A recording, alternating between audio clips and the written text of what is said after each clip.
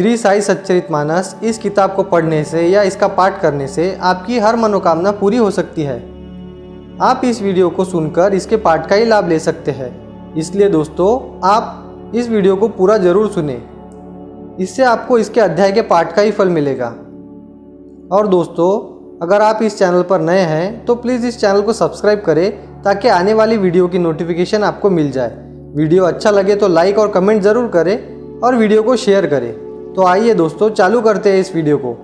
श्री साई सच्चरितमानस अध्याय 21वां। इस अध्याय के पाठ का फल है, महात्माओं का अपमान किया हो तो वह दोष मिट जाएगा। अध्याय 21वां। कथा है, धर्म ग्रंथ है कई हजार, गुरु बिना पढ़ना है बेकार। एक तहसीलदार थे। गांव-गांव जाके ज़मीन नापना उनका काम था। बहुत पढ़े लिखे होकर भी उन्हें सत्संग से बड़ी लगन थी। इसलिए वे जहाँ कहीं जाते वहाँ अगर किसी महात्मा के बारे में सुनते तो उनके दर्शन करते। एक बार उन्हें सरकारी काम के लिए जिला बेलगांव के नज़दीक गांव वडगांव जाना पड़ा। वहाँ उनका मुकाम था। जब काम से फुर्सत मिली तो उसी गांव में एक महात्मा के दर्शन करने गए। उनकी वंदना करने पर वहाँ बैठे। वे महात्मा उस वक्त निश्चल दास का विचार सागर ग्रंथ पढ़ रहे थे। कुछ देर बैठने के बाद जब उन्होंने जाने के लिए अनुमति मांगी तो उस महात्मा ने अपने हाथ का वही ग्रंथ उनको देकर कहा, आप इस ग्रंथ को पढ़ते रहना, इसी से आपकी सब मनोकामनाएं पूरी होंगी। इतना ही नहीं, पर आगे जाकर आपको एक महापुरुष के दर्शन होंगे और वे आपको परमार्थ में आगे की राह दिखाएंगे। तहसीलदार साहब ने खुद को भाग्यवान मानकर वह ग्रंथ माथे से लगाकर स्वीकार किया और बड़े अदब के साथ महात्मा से विदा हुए। कुछ दिन बाद उस तहसीलदार साहब का तबादला तहसील कल्याण में हुआ, जो कि बम्बई के करीब है। वहाँ उनकी मुलाकात साईं जी के भक्त नाना साहब चांदोरकर से हुई। उनके मुंह से साईं बाबा की कथाएं सुनकर उन्हें साईं जी के दर्शन करने की इच्छा हुई और वैसा ही उन्होंने चांदोरकर से कह भी डाला।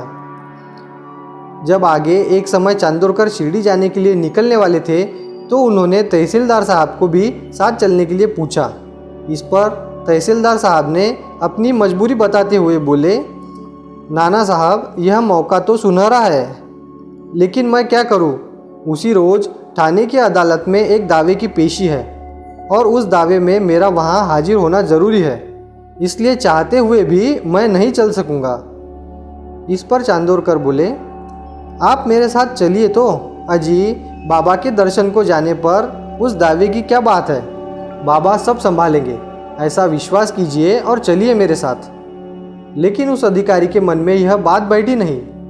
वो बोले, अदालत के कानून तो आप जानते ही हैं। अगर यह तारीख चूक गई तो आगे और फिर फेरे बहुत लगाने पड़ेंगे। नाना साहब के बहुत समझाने पर भी वे अपने निश्चय पर कायम रहे। फिर चांदोरकर अकेले ही चल दिए।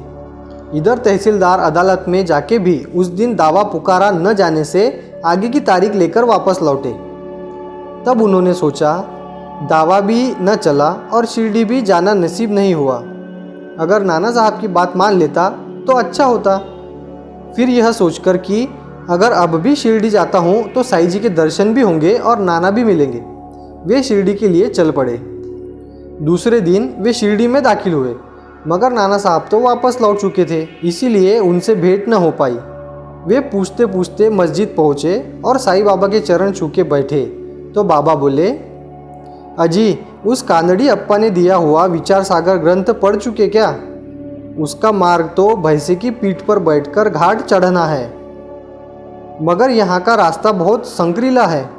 उस पे चलना आसान नहीं है, यहाँ कष्ट ही कष्ट है।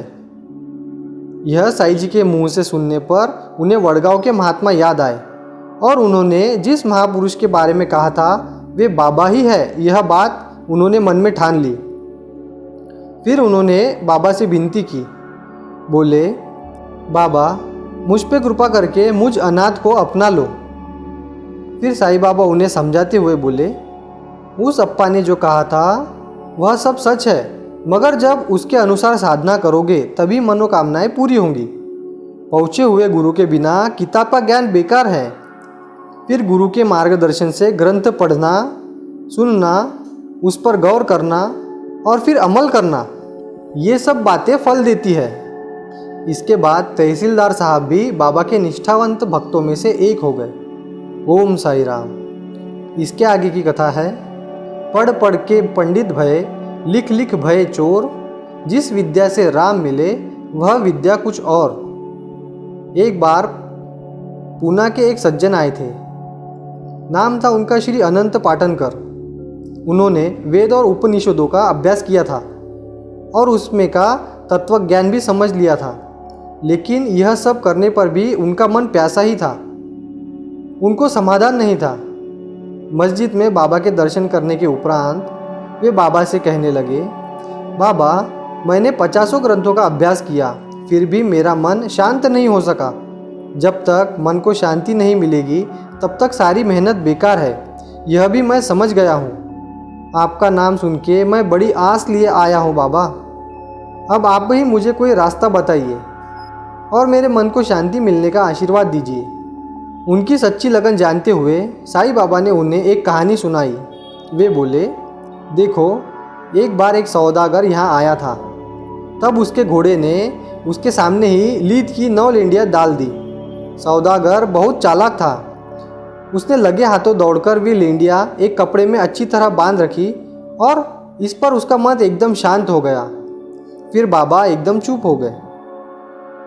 सब कुछ भक्ति भाव से सुनने पर पाटनकर ने उस पर बहुत सोच विचार किया, लेकिन वे बाबा का इशारा समझने में नाकाम रहे। उन्होंने इस पर दादा केलकर से पूछा तो दादा केलकर बोले, बाबा के कहने का सही मतलब जानना मेरे लिए भी कठिन है, मगर जो कुछ अर्थ बाबा की कृपा से मेरे मन में इस वक्त प्रकट हो रहा है वह मैं तुम्हें बताता हूँ। उस घोड़े से मतलब है परमात्मा की कृपा और 9 लेंडियों से मतलब है 9 प्रकार से की जाने वाली भक्ति। परमात्मा पर अनन्य श्रद्धा रखकर श्रवण, कीर्तन, स्मरण, चरण सेवा, पूजन, वंदना, सेवा, संगत और आत्मनिवेदन, इनके जरिए भक्ति करके खुद को अगर परमात्मा से जोड़ा न जाए तो वह कृपा नहीं करता। जब तक दिल में ईश्वर के प्रति भक्ति और प्रेम भाव नहीं रहेगा तब तक जाप, व्रत, जोग, वेद पुराण, अभ्यास यह सब बेकार साबित होंगे। देवता प्यार का भूखा होता है। बिना लगन से किया हुआ भजन उसे नहीं लुभा सकता, और जो उससे प्यार करता है उसे फिर किसी साधना की ज़रूरत नहीं पड़ती। इन 9 साधनों में से एक ही पर लगन से किया हुआ अमल काफ़ी है। ईश्वर उसी से संतुष्ट होता है। ईश्वर भक्ति ही सर्वोपरि है। सब में प्यार की भावना करोगे तो मन शांत होगा। अब ऐसा समझो कि यहाँ तुम ही वह सौदागर हो और जैसे उसने वे 9 लेंडियाँ उठाई वैसे तुम भी भक्ति के 9 प्रकारों को अपना लो। बाबा के लिए कुछ भी नामुमकिन नहीं है। उसी से ही ज्ञान जाग उठता है, मन को शांति मिलती है। यही बाबा ने तुम्हें भक्ति का संदेशा दिया है। ये बातें दादा से सुनने पर पाटनकर खुश हो गए। वे जान गए कि आज तक की उनकी सारी कोशिशें एक भक्ति के बिना अधूरी रह चुकी थी। प्रेम के साथ भगवान को उन्होंने कभी पुकारा ही नहीं था और परिणाम स्वरूप वे शांति और संतोष से वंचित रह गए थे। अब उन्हें प्रकाश मिल गया और उसी के साथ ही वे दूसरे दिन दर्शन हेतु मस्जिद गए। तो साईं बाबा ने उनसे पूछा, क्यों जी, दामन में लेंडियाँ बांधी ना? तो इस सवाल का इशारा समझकर वे बोले, बाबा आप ही की कृपा से बांध लूँगा। इस पर साईं बाबा हंस पड़े और उन्हें कल्याण हेतु आशीर्वाद दिया। पाटनकर प्रेम भक्ति का महत्व जानकर बाबा के चरणों पर जा गिरे। ओम साई राम। इसके आगे की कथा है, लोग कितने चालाक हैं, दक्षिणा देते हैं और गालियाँ भी। साईं बाबा को चुगलबाजी कतई पसंद नहीं थी। अगर कोई किसी के बारे में बुरा भला कहे या बुराई करे तो बाबा यह बात समझ जाते और मौका पाकर उसे उसके बारे में समझा देते। एक दिन एक वकील बाबा का दर्शन लेने मस्जिद आए थे। उन्होंने बाबा की वंदना की और दक्षिणा हेतु कुछ पैसे अर्पण करके वहाँ ही बैठ गए। उस समय बाबा दूसरे किसी आदमी से बात कर रहे थे। बोलते बोलते उन्होंने एक नज़र वकील की तरफ फेर दी और बोले, लोग भी कैसे चालबाज होते हैं। वे पाँव छूते हैं, दक्षिणा भी देते हैं और अंदर ही अंदर से गालियाँ भी देते हैं। अब इस तरह के दोहरे बर्ताव को क्या कहा जाए। वकील के लिए मानो यह शब्द तीर के समान चुभ गए। वे जान चुके कि बाबा का इशारा उन्हीं की तरफ था और जिस घटना के बारे में था वह भी उन्हें याद आई। अब वकील साहब को अपने किए पर पछतावा होने लगा। मुकाम पे लौटते ही वे दीक्षित से कहने लगे, आज मुझे देखते ही बाबा ने जो कह दिया उसका इरादा यह था कि कभी किसी को बुरा भला मत कहो। बात ऐसी है, हमारे मनसबदार साहब की तबीयत बिगड़ चुकी थी, इसीलिए वे छुट्टी लेकर शिरडी आकर ठहरे थे। एक बार हमारे वकील लोगों के कमरे में बातों बातों में मैं कह उठा, यह मनसबदार दवा दारू करने के बजाय साईं बाबा ठीक कर देंगे, ऐसे विचार से उनके पीछे पड़े हैं। ऐसा करके भी ठीक कैसे होंगे? इतने बड़े अफसर के लिए ऐसा करना शोभा नहीं देता। यह बात बाबा की नज़र से छूटी नहीं। आज उन्होंने मुझे मेरी भूल दिखाकर मानो उपदेश ही दिया है। इसके बाद वकील साहब ने यह तय किया कि किसी के बारे में आगे कभी भला बुरा नहीं कहेंगे। इसी प्रकार की एक और भी घटना है। गांव अंजनवेल रहने वाले मथुरा दास नाम के एक सज्जन हमेशा शिरडी आते थे। बाबा का दर्शन करने के बाद वे एक सगुण नाम के भोजन गृह चलाने वाले के यहाँ मुकाम करते। एक दिन वह बातों ही बातों में कुछ लोगों के बारे में उल्टा सीधा कह बैठे।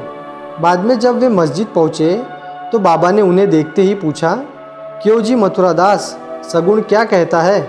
यह सुनते ही जैसे उन पर बिजली गिर पड़ी।